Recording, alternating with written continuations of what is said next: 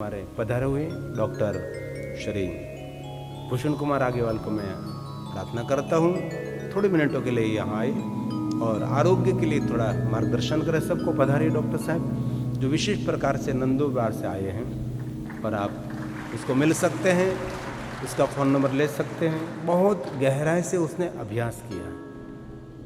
बड़ी चाह हॉस्पिटल है नंदुरबार में, लेकिन दवाई के बिना पेशेंट को कैसे ठीक किया जाए। आपका रसोई घर वही आपकी औषधालय होनी चाहिए। ऐसी बहुत सारी बातें उनके पास से सीखने को मिलती हैं, तो आपको थोड़ा मार्गदर्शन करेंगे, क्योंकि आरोग्य हमारा सबसे बड़ा धन है। तो बहुत तालियों के साथ डॉक्टर साहब को हम आदर करते हैं और आशीर्वाद प्रदान करें। यश मिलते रहे, कीर्ति मिलती रहे। हृदय से भगवान महादेव को प्रार्थना, और जो कुछ कहें आप आदर के साथ सुने और सुनने के बाद याद भी रखिए।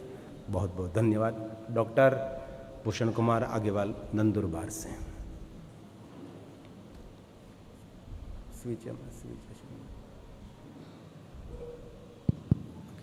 ओम नमः शिवाय। गुरु ब्रह्मा गुरु विष्णु गुरुदेवो महेश्वरा गुरु साक्षात परब्रह्म तस्मै श्री गुरुवे नमः। बापू जी को प्रणाम करता हूँ। आज वापस कुछ छोटे से नए विषय के बारे में हम जरूर जानेंगे।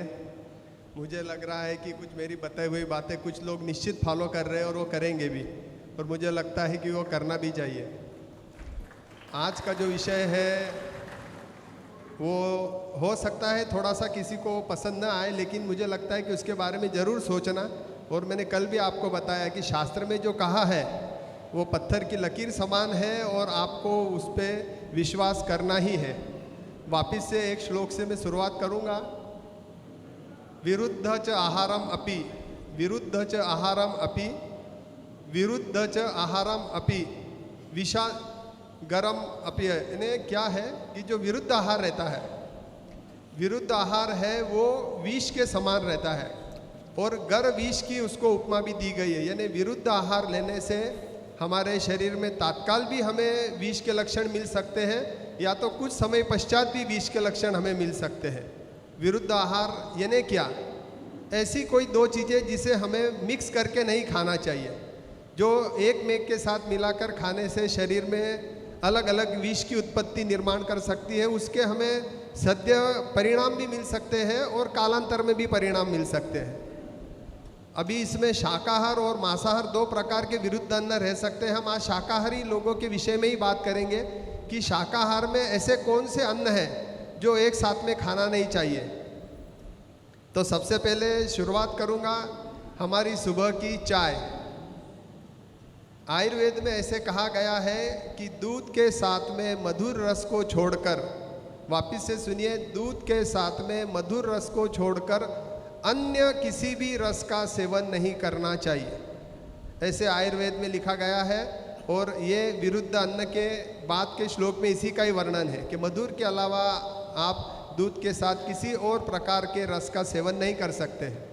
तो फिर कहाँ से शुरुआत होगी? तो शुरुआत ही हमारी आज सुबह चाय से हो रही है ना। चाय कड़वी रहती है, चाय पत्ती, और हम उसमें मधुर रस का दूध उकाल कर पी रहे हैं।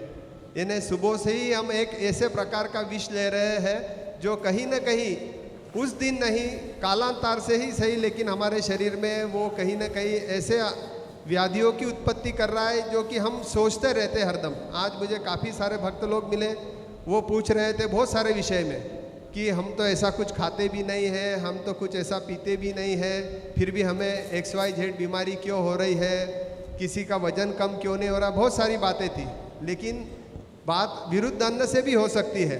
विरुद्ध अन्न एक ऐसी चीज़ है जो आपका तुरंत नहीं परिणाम करेगा, लेकिन कालांतर में वो परिणाम कर सकता है। अब हम जानेंगे कि विरुद्ध अन्न में और क्या हो सकता है। जैसे चाय, अभी चाय हमारे लिए 40-50 साल से हम चाय पी रहे, तो हम चाय नहीं छोड़ सकते। शास्त्र में वो भी वर्णन है कि हम यदि कोई चीज़ के सेवन में आ गए हैं और वो हमारे शरीर को साथ में हो गई, तो आप उसको तुरंत छोड़ नहीं सकते। उसके छोड़ने के भी तरीके बताए गए हैं। लेकिन जिन्होंने हमें चाय पिलाई, जिन्होंने हमें चाय पिलाई, वो अंग्रेज आज भी काली चाय पीते हैं, लेकिन हम उसमें दूध मिलाकर उस चाय को जहर बना के पीना चालू कर दी। आज भी अन्य कई देशों में दूध के साथ में चाय नहीं पी जाती है, वो काली चाय का ही सेवन करते हैं। मुझे ऐसा लगता है चाय बंद करने की बजाय यदि हम दूध के अलावा सिर्फ काली चाय भी पीते हैं तो लगता है हमारा नशा उतना ही हो सकता है उससे भी, और हमें उस चाय छोड़ने की भी ज़रूरत नहीं रहेगी। लेकिन जहाँ भी हम दूध के साथ में उस चाय का सेवन करेंगे, निश्चित कहीं ना कहीं वो हमारे शरीर के लिए भविष्य में भी और कालांतर में भी और तकलीफ होती ही है। पेशेंट बोलते हैं कि चाय पीने के बाद मुझे ऐसा हुआ वैसे हुआ, फिर भी वो चाय का नशा की वजह से छोड़ नहीं पाते। तो मुझे लगता है ऐसा जिन्हें नशा है वो काली चाय का सेवन करे, बिगर दूध की चाय का सेवन करे, हो सकता है कि उससे उसे निश्चित कुछ तो भी फायदा होगा। और एक आगे बात कही गई है, दूध के साथ में अम्ल रस, खटाई, अम्ल रस का सेवन न करें दूध के साथ में। अब दूध के साथ में अम्ल रस बोलो तो क्या, हम बहुत सारे फलों के शेक पीते हैं। बनाना है खट्टा है, एप्पल है खट्टा है, स्ट्रॉबेरी है खट्टा है, बहुत सारे शेक दूध के साथ में मिलाकर पीते हैं और बहुत अच्छी से पीते हैं। और उसका हम ऐसा सोचते हैं कि दूध के साथ में मैंने फ्रूट का शेक पिया तो काफ़ी एनर्जी आ गई मुझे। लेकिन दूध के साथ में शेक बहुत ज़्यादा विरुद्ध अन्न करता है। और ये खटाई वाला अन्न आज के युग में जो बहुत सारी त्वचा की समस्याएं थी, कल कुछ भक्त लोग मुझे मिले भी, आज भी मिले, काफ़ी लोगों ने त्वचा की समस्याओं के बारे में मुझे बताया कि विभिन्न विभिन्न प्रकार की, और आजकल त्वचा की समस्या आम हो रही है। जबकि हम हमारे हाइजीन की बहुत सारी यानी केयर लेते हैं, उसके बावजूद हमें त्वचा रोग पीछा नहीं छोड़ते। इसका मूल कारण हमारे आहार में से ही है। और उसमें से एक मूल कारण है कि हम दूध का जो सेवन है वो खट्टे फलों के साथ में बहुत सी बार करते हैं, मालूम होते हुए भी, नहीं मालूम होते हुए भी किया जाता है। और बहुत सारी होटलों में या तो घर में भी हम सब्जियां बनाते समय में क्रीम डालते हैं। वापस से वही बात आ गई, जब सब्जियों में क्रीम हो गया तो सब्जियों में क्रीम के साथ में नमक और अलग अलग रसों के पदार्थ मिक्स हो ही गए हैं सब्जियों के साथ में। वो एक बहुत बड़ा विरुद्ध अन्न है जो कि हमें पता नहीं रहता है, लेकिन उसमें सब्जियों में हम क्रीम डाल के ज़्यादा अच्छा लगता है इसके लिए उसमें और क्रीम डालते हैं सब्जियों के साथ में। लेकिन ये विरुद्ध अन्न शरीर के लिए बहुत घातक होता है। रह गया रेगुलर हम चाय के साथ में बिस्किट, पाव, खारी इस प्रकार के पदार्थ लेते हैं और वो लवण रस के रहते हैं, बोले तो उसके अंदर में सोडा, अधिक मात्रा में नमक, ऐसे जो प्रकार है। तो सोडा और नमक और दूध, वापस ये कॉम्बिनेशन जो है हमारे लिए वापस बहुत घातक साबित हो गया है। तो मेरी तो बहुत से लोगों से सलाह रहेगी कि विरुद्ध अन्न ये बहुत बड़ा विषय है, लेकिन जो सामान्य सी बातें हमारे दिनचर्या में रेगुलर में आती है, चाय के साथ में जो रेगुलर बिस्किट लेते हैं, काली चाय में बिस्किट लेंगे कोई प्रॉब्लम नहीं, वहाँ पर दूध नहीं है।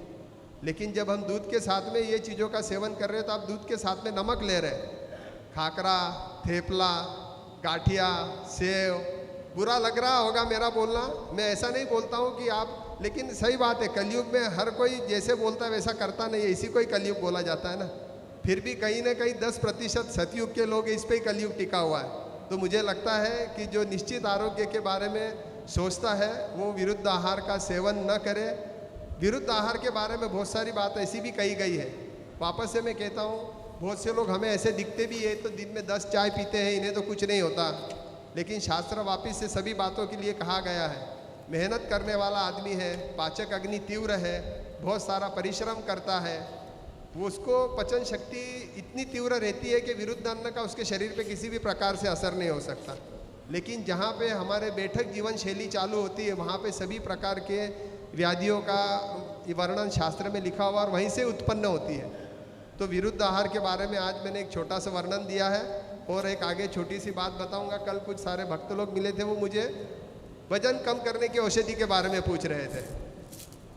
वजन कम करने के लिए मुझे लगता है वजन कम करने की तो दवाई नहीं रह सकती है, और रहती भी है तो वो अलग अलग प्रकृति के हिसाब से रहती है।